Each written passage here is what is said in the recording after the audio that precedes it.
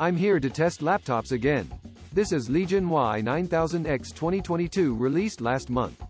A new chassis is applied. Its exterior changes a lot.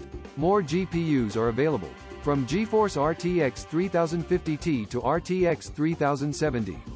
Power consumption is stronger, with RTX 3050Ti up to 95 watts and RTX 3060 and 3070 up to 100 watts. Other specs are also upgraded, such as the RAM. So how's the performance of this Y9000X? Let's go. As usual, specs first. CPU is i7-12700H, 14 cores and 20 threads. GPU uses NVIDIA GeForce RTX 3060 up to 100 watts. Dual channel capable for RAM, with 16 GB DDR5 to 4800 MHz. SSD is a 512 GB Micron 3400, PCIe 4.0x4. It uses a 16-inch display, 2560 by 1600, 100% sRGB, IPS screen, and 165 Hz refresh rate. The price is $1,421. The exterior changes a lot compared to last general. First, it's heavier, from 1.92 kilograms to 2.25 kilograms. It's also thicker, from 15.9 to 17.9 millimeters to 17.2 to 19.7 millimeters. The default adapter is still 230W watts with a square plug, weighing 925 grams. It supports 135-watt USB-C charging. We will test its performance later. The exterior follows the new Legion lineup, like a thinner Y7000P. On the lid are Legion and Lenovo logos. Smaller than the keyboard panel, the display is easily opened with one hand. It's 16 by 10 aspect ratio. The bottom bezel is shrunken, in line with small side bezels, looking very beautiful. The base panel remains the classic style of 9000X. In the upper middle is the power button with Touch ID. The keyboard layout is very reasonable. Touchpad is placed near the edge with ordinary press feedback. What's nice is that the base panel has edges chamfered, making it smoother. The bottom case is made of metal, black sandblasted, with two rubber feet placed at top and bottom and a large ventilating grille.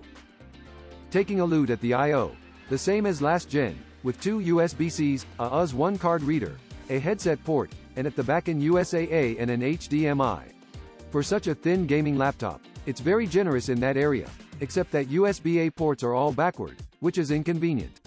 Now let's move to test results. First, the screen is made by BIBA.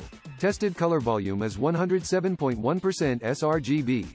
Color coverage is 97.4% sRGB. There is a built-in color correction program. After application, average delta E is 1.05 with 4.67 at the max. Blue fringing is obvious. The brightness level goes as far as 553.3 nits, with full brightness DC dimming, 8.42 milliseconds black to white response time, 13.35 milliseconds gray to gray response time. Once OD is on, the two response times turn to 13.18 milliseconds and 8.28 milliseconds, a good performance for gaming laptops. It's excellent for daily use, and okay for photo and video editing. The processor uses the 12th Gen Intel Core, i7-12700H, discussed before. Let's test directly. In the first Cinebench R20 loop test, it got 7,205, then dropped to between 6,600 and 6,900. In the first run, CPU power soared to 120 watts and then dropped to around 105 watts. Later, it rose to 115 watts, and fell to around 90 watts. CPU temperatures also indicate an aggressive performance control strategy. Even if CPU reached the hottest 100 degrees, performance made no compromise. For clock speed, P-core averages 3.9 GHz and E-core 3.1 GHz. The multi-core performance ranks top in its height class. In single-core test, single-thread R20 scores 693, ordinary for a 12th Gen core processor. Its CPU performance is exceptional. What about GPU? It uses NVIDIA GeForce RTX 3060, with Samsung 8nm process, GA106 core, 3840 stream processors, GDDR6, and 192-bit. The max power level is 100 watts, including 80 watts basic and 20 watts dynamic boost. Overclocking is on by default when core runs at over 100 MHz, VRAM over 200 MHz.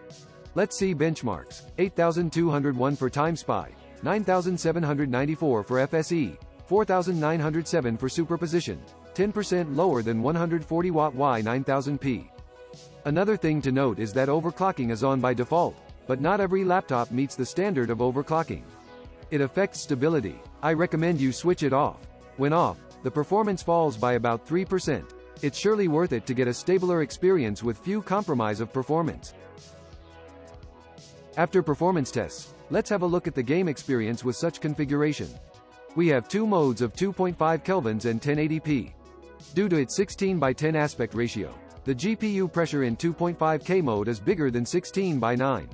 Taking a look at FPS of online games. Dota 2 under Ultra settings, 154. CSGO in lowest settings, 439.48. Apex Hero, 111.6. For 2.5K online games, the GPU still runs smoothly at 100 watts with the help of GeForce RTX 3060. Now let's see standalones. Tomb Raider, 65 FPS, pretty good performance. But the rest are all below 45. Standalones in Ultra settings are difficult at default resolution rate. For GPU-intensive games it can reach 60 FPS in lowered settings. In 1080p mode, it performs well for online games. Dota 2, 172.49 frames. CSGO, 561. RTX 3060 is enough for running online games. Coupled with a high CPU performance, the tested FPS is excellent. For light gaming laptops, power consumption is a big problem. In standalones, it performs worse than RTX 3060 at 140 watts. So is it in both CPU and GPU intensive games, like PUBG? Why 9000X is not so good as traditional gaming laptops? When running professional softwares, such as Adobe, PS scores 1011, A945, PR 954, iCathing scores. In SpecView 2020, the overall results are similar to 140-watt RTX 3060, except several projects. In general, its performance is outstanding for such a thin laptop. Despite a high temperature of full-loaded CPU, performance is not damaged. The performance is good with single core running at around 90 watts while it also works well with RTX 3060. TGI power level can reach 80 to 100 watts, narrowing its differences with thick laptops. It's enough for general players and productivity users. It's easy to disassemble Y9000X 2022. Unscrew all the screws. Pull the metallic backplate with a suction cup. Because buckles are plastic, don't pull with too much force. The battery has a large capacity of 99.9 watt-hours. The default lifespan of this engineering sample is only 2 hours and 44 minutes in PCMark 10. It obviously doesn't match the capacity. After turning on the iGPU mode, the result is 8 hours and 11 minutes, much more sensible. It may be a bug because power consumption is abnormal when iGPU is on.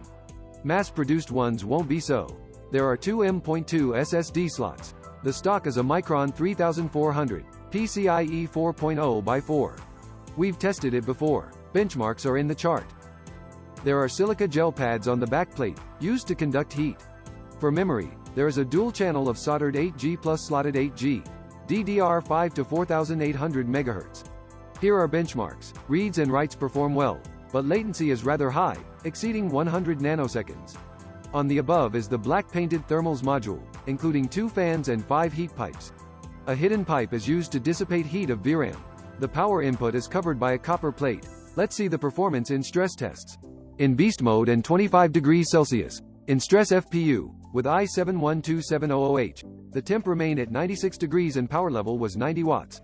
P-core 3.6 GHz, E-core 3.0 GHz. In stress GPU, RTX 3060 ran at 100 watts, 77.4 degrees, 1770 MHz. In a 30-minute dual stress, CPU's power was 45 watts, 83 degrees, P-core 2.3 GHz, E-core 2.2 GHz. GPU 80 watts, 78.4 degrees, 1537 MHz. After customization, power level of CPU and GPU can be improved. In a dual stress after being maxed out, CPU and GPU maintained a high power level of 45 and 100 watts with an increased temperature for GPU. We've tested several online games. Little improvement was seen, but slight increase in games like Tomb Raider. For exterior temperatures, the highest 43.6 degrees appeared at the keyboard center. Not very hot, but the heating area was not small. So is it in the backplate, unsuitable for use on the lap. As for noise, 33.7 decibels around. In stress test under the beast mode, it reached 51.4 decibels, a little noisy but not annoying. If the fan speed is maxed out, the noise would reach 55.7 decibels, much louder. But a maxed fan speed is unnecessary. The laptop also supports 135-watt PD input. We used the adapter of Xiaoxin Pro 16 to simulate the input and did a dual stress test in beast mode. Consumption of CPU and GPU stayed the same, but electric power from battery helped. After the storage dropped to 10%, GPU power fluctuated between 40 and 80 watts. CPU ran steadily at 45 watts. If a 135-watt adapter is used for emergency, the performance is quite good. Enough for most users. If you need to use the laptop in an intense and stable manner for a long time, the default 230W adapter is more reliable. After a review of the above specs, I list 3 pros and cons as always. Pros first. First, performance improves. Since the launch of 9000X lineup, we tested all. Our 9000X 2021 meets the performance at 45 and 75 watts, which is pretty good for a thin gaming laptop. The new Y9000X 2022 improves the GPU power level when keeping CPU at 45 watts, pushing the RTX 3060 GPU to run at 100 watts. Great progress. Second, USB-C power supply up to 135W. USB-C charging has been a basic spec for this lineup. Since this one is configured with GPU, power consumption is more demanding. The maximum power supply is thus lifted to 135 watts. For outdoors work, performance is ensured with a lighter adapter, a win-win design. Third, all metallic cover and CNC process with exquisite build. The previous General is metallic except the plastic sides. The thermal's grill at the back isn't firm either, ready to break. Instead, metal is applied in Y9000X 2022, more beautiful and more firm. The build improves a lot. Obviously, Lenovo engineers worked hard to update its exterior. Now cons. First, it's thicker and heavier, despite the specs upgrade. In the review of previous gen, I said that it's totally worth it to adding 2mm height and 200 grams weight for better thermals and GPU performance. And the 2022 gen is even 2mm thicker and 200 grams heavier than the previous General.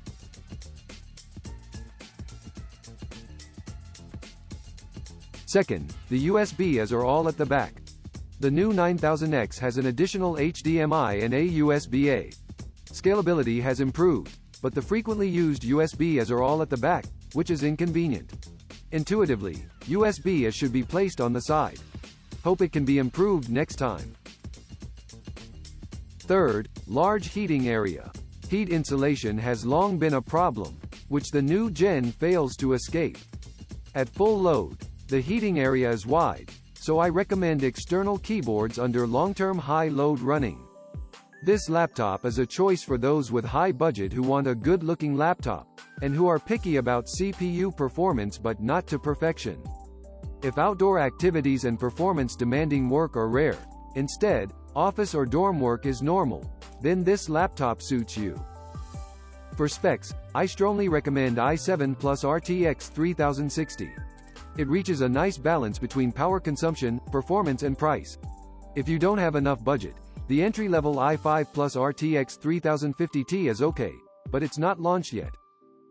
After a review of this laptop, I have mixed feelings. Throughout the laptop market, only ROG Zephyrus can compete with it among laptops at the same price. Its price is as low as possible, for it's thinner than its competitors. In current gaming laptop industry, high performance and high consumption are increasingly pursued. Even light and thin gaming laptops like Y9000X are doing so. Presumably the upgrade this time can win the favor of game players. That's all for this video. If you like it, please hit like and subscribe to our channel. If you want to interact with me every day, please follow us on WeChat official account. I will talk about a laptop there every day. This laptop may be worth it or not, but all we want is to provide info and guidance. This is BIBA Laptops. I'm Jawan. See you next time.